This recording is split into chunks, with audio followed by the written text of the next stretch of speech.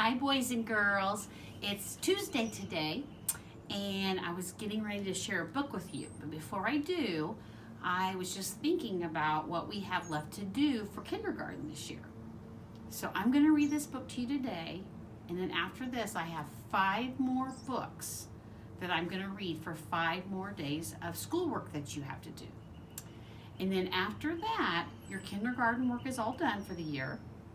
And if the virus stops making people sick, then we're all going to be able to have a special fun day at school this summer.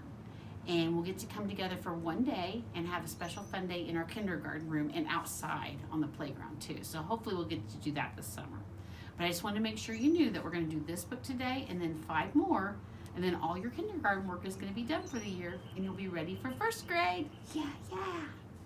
All right, the first book I'm going to share with you is called Lucy's Pictures.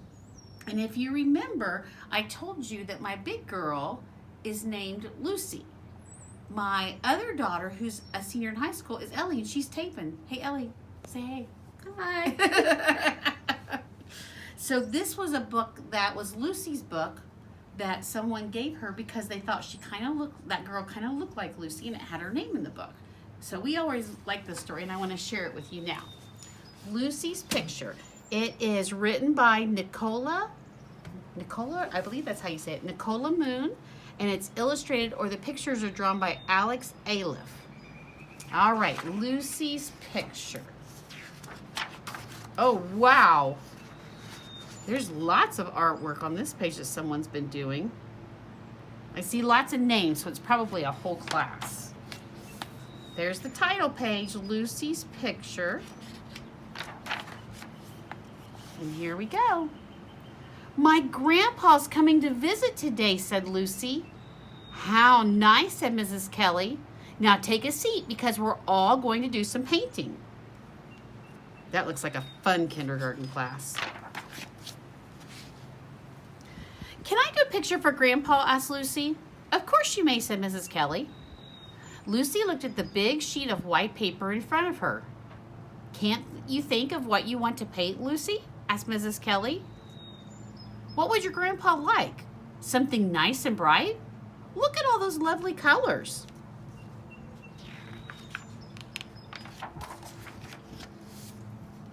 Lucy looked at the red and the yellow and the sky blue paints. They're not right, she said. May I use the glue? May I stick things on to make a picture? You mean a collage? Of course, but you'll have to sit at another table. There's just not enough room here. Lucy took her papers to an empty table in the corner.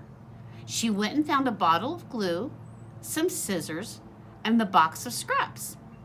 Lucy loved Mrs. Kelly's box of scraps. She liked plunging her hands deep in the box and feeling with her eyes shut.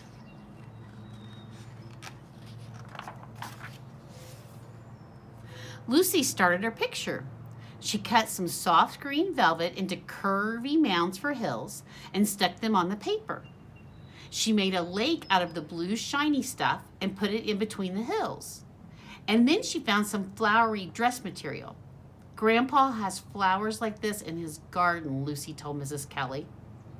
Lucy cut around the flowers and stuck them in little clumps along the edge of the lake.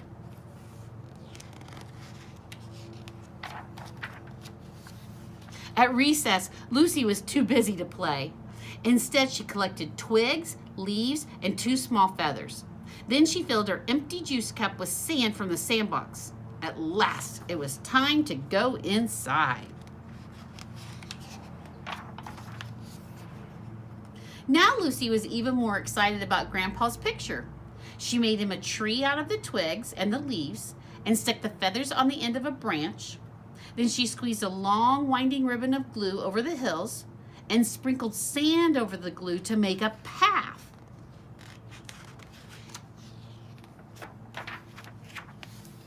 My grandpa's got a dog, Lucy told Mrs. Kelly. She's called Honey because that's what color she is. When Mrs. Kelly wasn't looking, Lucy trimmed a piece of her own hair. Oh, goodness. and glued it to a dog she had made from a piece of paper. Uh-oh. That's lovely, Lucy, said Mrs. Kelly when it was story time. She put Lucy's picture safely on the side to dry, along with all the paintings. Lucy couldn't wait to go home. She hadn't seen Grandpa in a long time. Her mother was waiting as usual, but today there was someone with her. Grandpa, cried Lucy. She nearly knocked him off his feet. I made you a picture, Grandpa, look. Lucy grabbed her blind grandfather's hand and guided it over her picture. These are hills, and here's the road. Grandpa touched the picture carefully. A tree, a bird, and what's this? It feels like your hair, Lucy. That's honey, said Lucy, smiling. How clever, and what a wonderful surprise. It's the best picture I've ever seen, said Grandpa. And hand in hand, Grandpa and Lucy and her mother walked home. The end. Isn't that cool? Even though her grandpa was blind, she was able to make him a picture he could feel, and it was really special to him. I love that story. Well, you all have a great afternoon, and hopefully you can play in the sunshine, and I'll talk to you tomorrow. See ya.